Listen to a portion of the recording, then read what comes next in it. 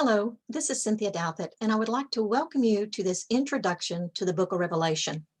Over the next few weeks and probably months, I'm going to be doing some online teachings of the book of Revelation to help us have a better understanding as to where our nation and the world is going in the days to come and the years to come.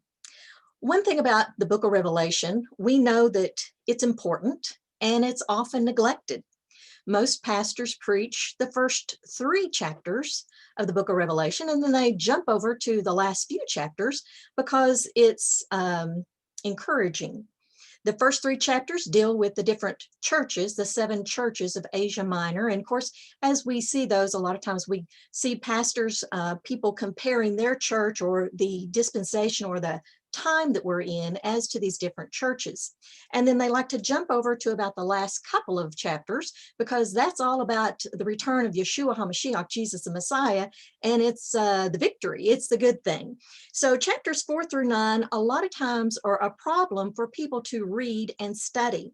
There's symbols, there's different languages, there's the timeline. Things aren't always in chronological order. There's a different cast of characters, there's players. Who are these people? The Antichrist, the beast, the woman riding on the beast, the false prophet. There's nations, and it's very controversial. And there are different opinions as to who is left here on the earth for how long, or if people are even raptured out ahead of time before the tribulation, the 7 years. And of course, we know that the Great Tribulation, the last 3.5 years, are referred to as the time of Jacob's trouble. So we're going to investigate and look at these different ideas and chapters to try to help us be encouraged in the days to come. You know, there's a blessing that is promised. ADONAI wants us to be encouraged.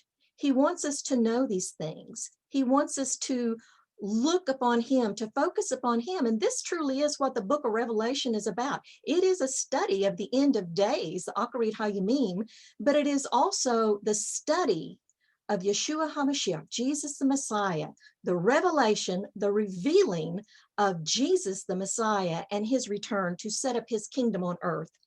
As I said, there is a blessing that is promised to those who read it out loud, and to those who hear it. ADONAI wants us to know the story of deliverance and redemption and the coming of the King, Creator, Yeshua ADONAI. He is deliverer, he is redeemer, and he is the King of all the nations and also the world. We know that Yeshua Jesus the Messiah, he is the one who authored the book of Revelation. Now, John, he was the one who wrote it down, and he was about 90 years old when he wrote it down, and it was somewhere, I'll say, between 95 to 96 AD. The temple in Jerusalem was destroyed in 70 AD. So this was several years after the destruction of the temple in Jerusalem in 70 AD.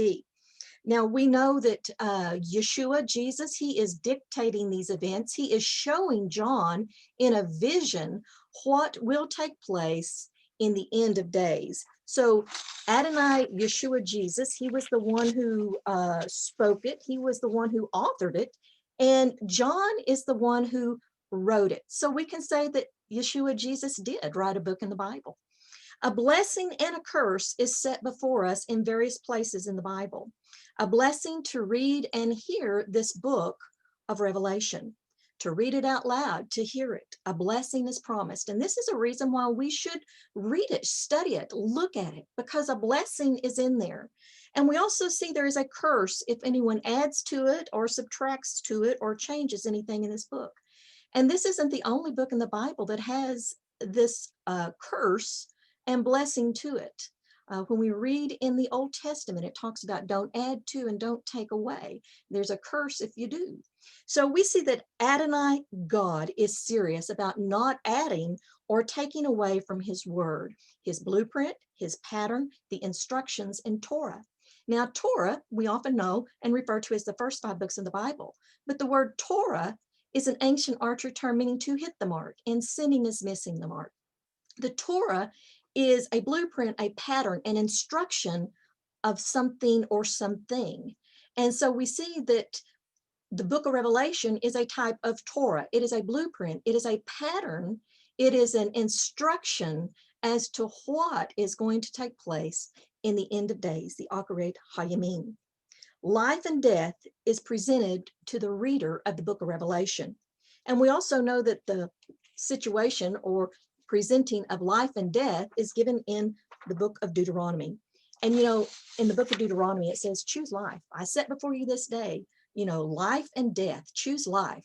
And this is really what the book of Revelation is about. It's about choosing life. It's about choosing who the Messiah is, King, Creator of the universe, Yeshua HaMashiach, Jesus, the Messiah, Jesus, the Anointed. And by reading the book of Revelation, we see what is going to take place for those that choose death, to neglect and not accept Jesus as Messiah, for those who accept the mark of the beast, the Antichrist, the false prophet, the false Trinity, so to speak. For those who accept those things in the end of days, they are choosing death. And the Bible tells us, God tells us, Yeshua Jesus tells us, choose life. And in the book of Revelation, we see what awaits for those who choose life. But we also see what the judgment will be for those who choose death. So I hope you'll join me in some more of these introductions, opening, and chapters to come, so that you will be blessed and comforted and encouraged in the days to come. And I hope you'll share this with other people. Have a blessed day, and join me again as we look at the book of Revelation, the study of the revealing of Jesus, the Messiah, and the victory to come.